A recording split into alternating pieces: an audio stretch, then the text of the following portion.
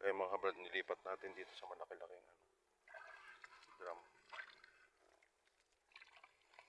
Pwede na natin yan eh.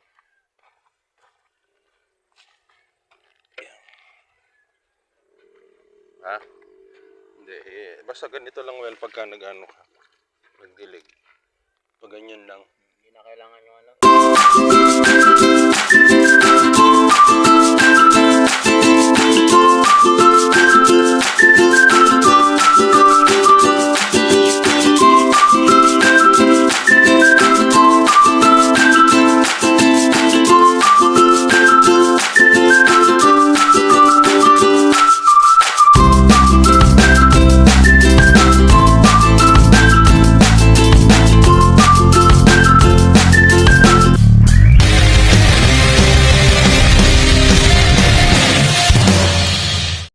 So ito mga kabrad yung isa pa naming natutunan dito. Ayan o. Tayo ng baka to mga kabrad na natuyo. Dito pa well. Eh kunin mo yan well yan. Ito mga kabrad kaya natin to tinutunaw dito sa tubig. Ito yung magsisilbi nilang pataba pag nalusaw yan. O so, yan okay na siguro to well pag ano na lang bukas yan naman. Tapos tutunawin muna natin to mga kabrad. Yan. Kasi antayin ng baka pag naulan na, wala na siyang ano nun, nawawala na yung pinaka vitamina.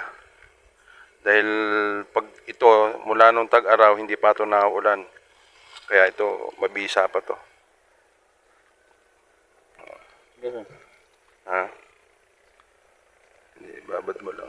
Tsaka ito naman, hindi naman ito mabaho dahil ito natuyo na, nabilad na sa ano. Tapos ito, sure ball tayo, sigurado tayo na yan galing sa mga damo. Yan, dito kasi nanginginain yung mga baka. Kaya dito sila dumudumi. Ayun yung baka doon sa kabila. Tapos mayroon pa ando sa may malayo doon. Ngayon dito, may mga dumi pa sila rito na natuyo na. Ito yung gagawin natin pataba. Ito mga kabrad, gagamitin natin itong pataba doon sa ating mga sitaw. Sa halip na bumili tayo ng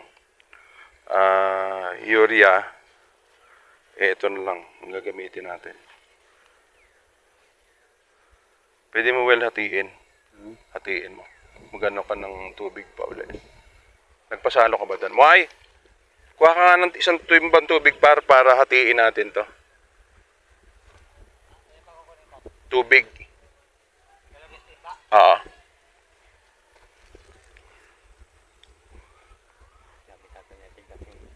Ilan ba yung timba? Yan, well. Ay, Moy. Yan yung timba dyan sa dadaanan mo na yan. Yan na lang. Pwede yan. Babad mo muna. Sige, babad mo lang. Yung isa kasi ano, may lamang ano yan. Yan kasi pag nababad na, lalambot na yan. Tapos yan na yung magiging pantubig natin doon. Hindi, punoy mo na. Puno. Di butas ata yun. Pagka butas, hanggang doon ka lang sa butas. Hindi pa kasi kukunin yung tubig yan. So ito mga kabrad, yung bago natin technique dito sa para mas maganda yung maging paglaki ng ating mga sitaw. So ayan, habang binababad pa ni Joel yan, i-ano ko sa inyo kung saan natin to ilalagay. Kung mapapansin nyo, yan, no? Ano yung sitaw natin.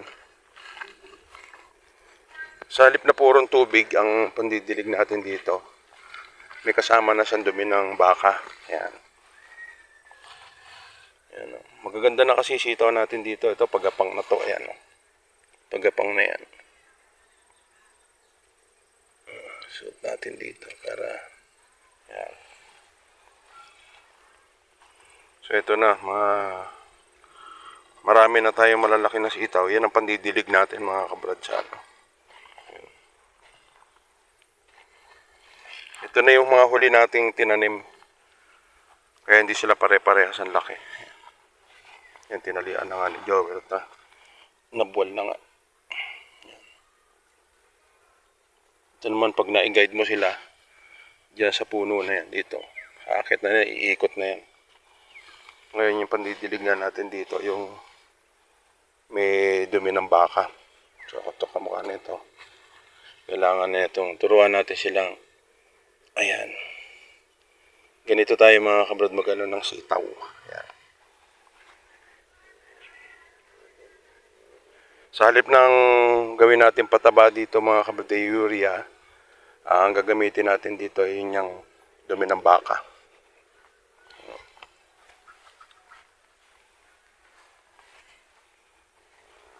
So dito ayan hanggang dito yung huli natin. Tapos pati yung mga okra natin sumulpot na rin ayan. Sumulpot na. Ito, okra yan. Okra. Yan okra, dalawa. Dalawa yung lumabas.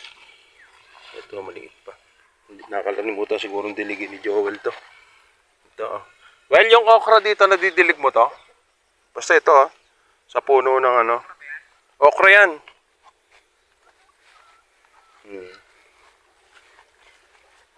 Tapos dito.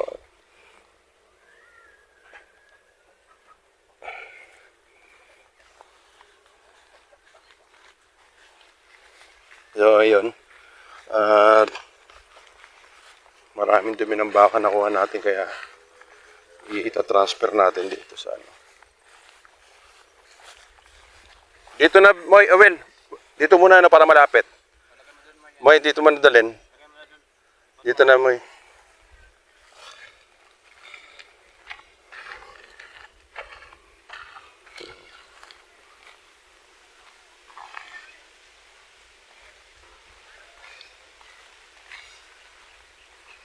Yan, dito natin muna umpisahan.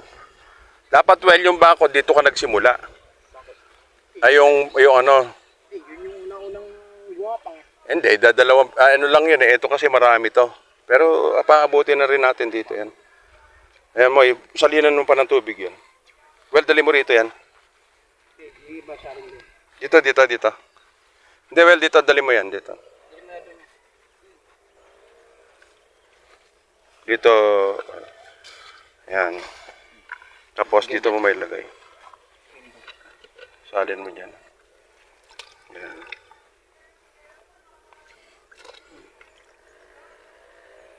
Dito kasi mga kaparad, marami rito dumi ng baka na tumigas na natuyo na. Diyan, marami dyan.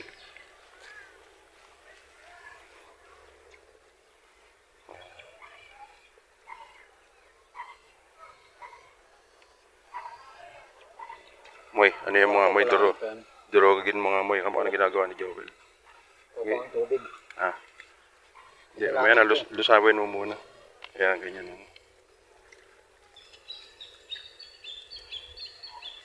Kailangan natin ito mga kabrad madurog para pino, hindi siya buo-buo. Pagka bukas ng umaga, o kaya mamaya, maglusaw ka na ng Pero yun naman kahit pala sa ikalawang araw. Hindi mo, baka malusaw. Oo, hindi. Okay lang yan. Okay lang yung Mamalusaw. So ganito mga kabrad yung ginagawa natin pataba dito sa ating mga sitaw. Ayan.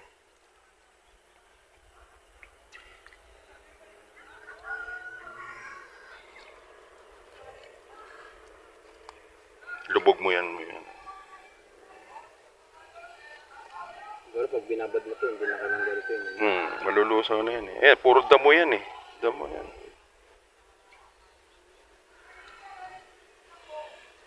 Ang kinainaman dyan sa dumi ng baka na yan, well, hindi pa nauulan talaga ng sunod-sunod. Kaya kumbaga, hindi yung sustansya niya nandiyan pa rin. Okay lang, May. Wala namang amoy na. Namay ka ba sa tingin, no? Tuyo na yun.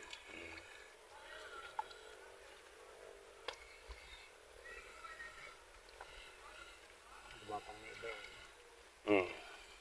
Yan, sunod-sunod na yan. Hanggang na yan. Isang linggo na lang gagapang na. Tapos pagka minsan dadamuhan nyo yung pag may nakikita kayo sumusulpot na ibang damo, tanggalin nyo para hindi sila agawan doon sa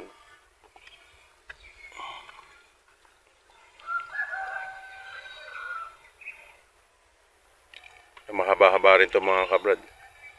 Mabibigyan din natin dito yung mga iba nating kapitbahay pag yan ay nagsipaglakihan. Hindi man natin ito mauubos. Panggamit lang naman to. May damo lang mo yun, no? Amoy. Wala, matigas. Hindi pa nakababad eh. Pag binabad magdawag, di nakalanggan ito yun. Tuyo eh. Salangan nila. Gilingan niya. Doon niya. Dapat siya lang kay Donya, yung gilingan. Gilingan. May. Durog yan. Galit siguro yan.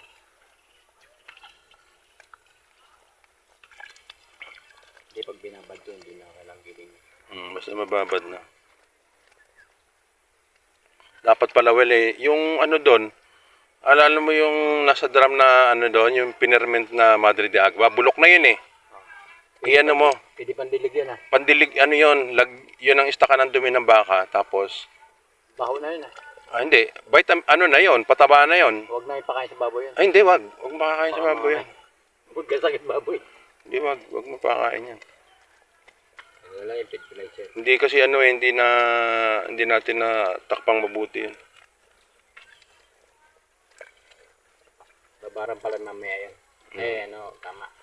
Sa susunod araw yung pandilig. So yun, kuha ka pa mo doon ng ano, isa pang tubig, yan mo na bababad ng konti. Isang puno pa. Para lahat na meron na hati-hatiin natin. Tapos ata siya ito Jack kunin may mali. Hiramin mo muna yung ano, Timba to. timba. Tapos na. Yung puti, yung may Ito mga kabrad yung dumi ng baka. Pero yan, hindi pa ano yan, kailangan lusaw na lusaw. Para ano natin dito sa ating masitaw. Ito yung organic na magagamit natin dito, organic na pataba. Hindi siya tayo gagamit ng urea o anumang klaseng ano rito na gamot. Dahil ito yung masasabi nating organic. Dahil yung pataba natin dito ay itong ang dumi ng baka.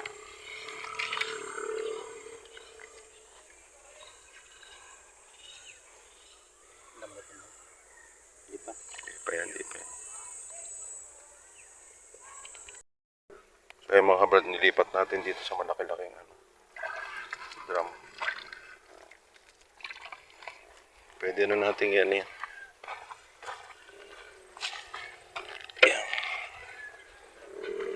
Ha? Hindi, basta ganito lang well pagka nag-ano ka. Nagdilig. Pag ganyan lang. Hindi na kailangan yung ano. Yung Pag ganyan lang ano. ligadera. Wag. Na baka mapalo pa nito. Tsaka ayan, ganito lang mga kabrad ang ano nyo. Kasi yung mga butil-butil na naiwan na yun na yung magsisilbing ano niya, katas niya ay pataba. Tapos habang dinidilig yan, ano yan, sumisip-sip sa ilalim. Yan.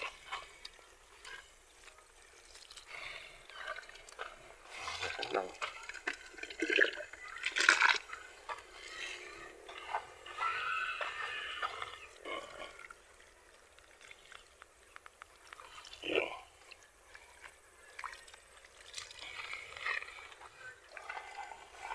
Ngayon, pag umuulan naman mga kabrad, yung naiwang ano na to, ayan, ito, malulusaw dyan hanggang sa sumipsip dun sa ilalim yan.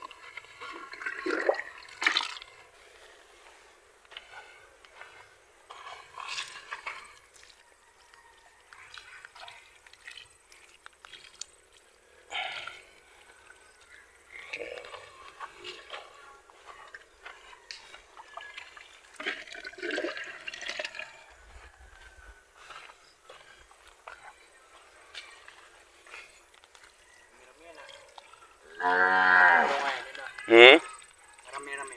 Yung, Ilan mo ngayon? ay oo. Ilang 2 kilo makukuha mo dyan? Hindi, anong kilo? Piraso. Piraso yan. 3 puno bawat isang ano eh. Mamunga lang ng Tigalawa yan, hindi ilang puno yan. 6 na kagad yan. Malapit nang gumapang yun. Yan. So, okay. Yan ang ganyan eh. Ngayon, lalagyan naman natin ito mga kabrad. Ito yung ikatlong araw. Bukas, tubig lang, purong tubig na galing sa balon. Tapos, ikatlong araw, tsaka natin lalagyan ng yung dumi ng baka. Dagdagan pa natin tubig.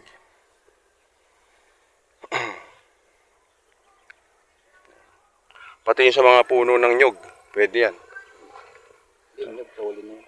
Ah. Bigat talaga yan. So ayan mga kabrad. Yan yung sinasabi ko na pagka umulan na, ayan. Okay na. So ayan mga brad, muli maraming salamat. Yung panibagong kaalaman na natin sa pagtatanim ng sitaw. Kaya sa susunod na lang, God bless po sa atin lahat.